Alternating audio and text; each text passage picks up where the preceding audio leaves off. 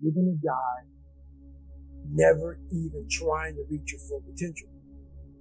This was the life that you were supposed to live, but you didn't try. Those of you who are listening to this, whoever hear this, you will not find toughness in a comfortable environment. You will not find it. The only way you find it is to drown yourself in a position where you're just out of sorts. We all have two people. And I'm not saying you're crazy. We have the easy voice, which is that 20% telling yourself that I'm easy at 90% of my full potential, maybe 100% at that 20%. That's that voice that we all love. That's that very comfortable voice that's that mommy holding you saying it's going to be okay. Doesn't care how good you are, just loves you. Just loves you no matter how messed up you are in life. This other voice that we walk very far away from is a voice saying, hey man, you ain't doing shit. So we try to get this voice out of our head completely. And we live over here in this way. So what you have to do first is turn up this voice over here. The voice saying things to you that aren't nice. That it's in our head saying, you know what, man, dude, you're not doing shit. And it's not putting yourself down. People take this the wrong way in this new society. I'm not saying to put yourself down. I'm saying listen to the truth. And the truth isn't in the 20%. The truth is in this other part of your brain saying, look, man, you're wasting a bunch of percentage here. We have 80 more percent that we're not tapping into because in this other 80% is suffering, pain, failure, self-doubt, darkness, and then a whole bunch of light. But to get to this light, you got to go through all of this. So a lot of us know that. I can get over here, but over here, man, this is much better because I got to go through this journey that is not fun. This from 20 to 100%, this in between is not fun.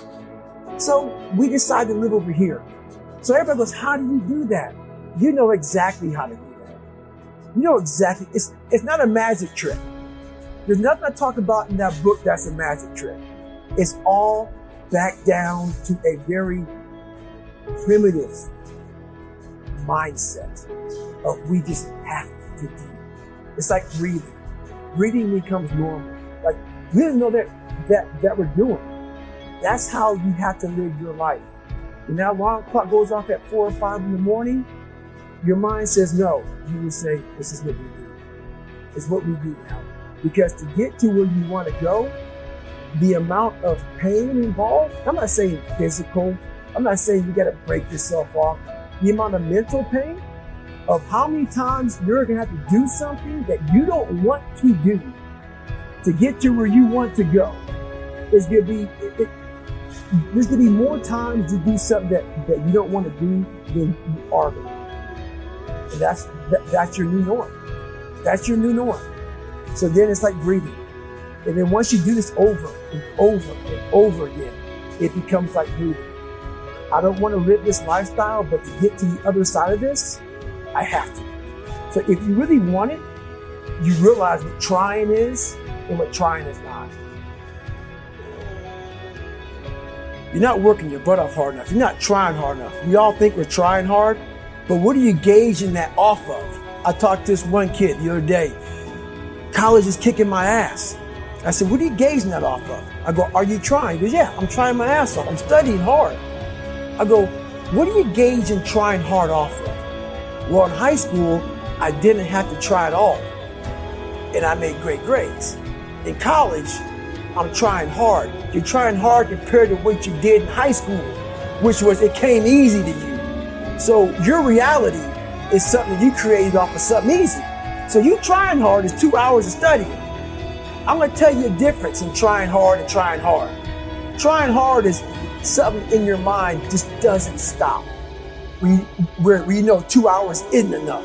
When I was 297 pounds and I was fat as hell trying to be a Navy SEAL, the scariest thing in the world to me, even to this day, was that could have been the rest of my life. I thought then I was trying hard. That's the scariest thing in the world. I thought then, 297 pound, working for Ecolab, spraying for cockroaches, making $1,000 a month. I thought that was me at my 100% potential. Come to find out, a few years later, I wasn't anywhere near that. 106 pounds less, graduate Navy SEAL training, went on to do all these other things. Looking back on that, that was me trying hard. That's why people gotta understand what is in us. We have no idea until we start trying hard. And I mean really trying hard, where you're obsessed with, hey, this is my new norm. This isn't always fun. It's not always meant to be fun. And that's when you know you're trying hard. I had this haunting voice in the back of my head. A lot of us have it. We just ignore it. And it was there for years. So I knew in the back of my mind that I could pull off this whatever. Whatever I wanted, I knew I could. But I was afraid of the work. Because I wasn't gifted with brains. I wasn't gifted with God-given talent as far as like athleticism. So I knew to get to where I had to go, to be in the same playing field as these men, to even try out for this program, I knew the work was going to be something that I didn't want to even attack. So I would just put it off. But yet you did it. Because it haunted me. The voice in my head said, you know what, man? You're going to die never even trying to reach your full potential. I developed a reality that wasn't real. That's the thing we always do.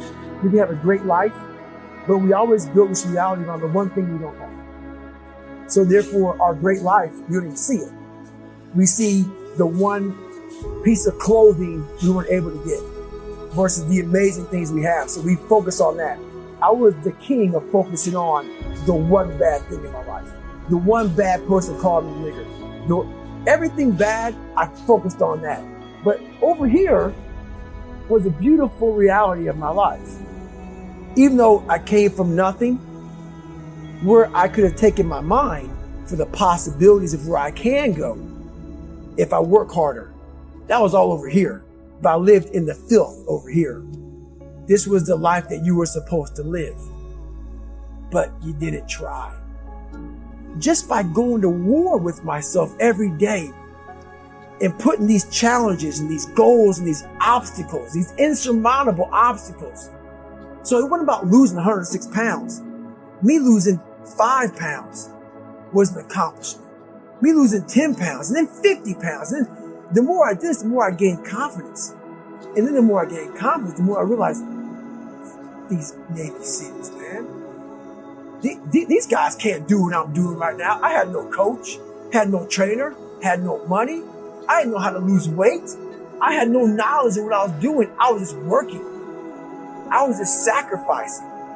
And then through that, all these different tools started coming up. But I would have never found these tools if I didn't put myself in a very uncomfortable place. We all look for toughness. We all want it, but we look for it in a comfortable environment.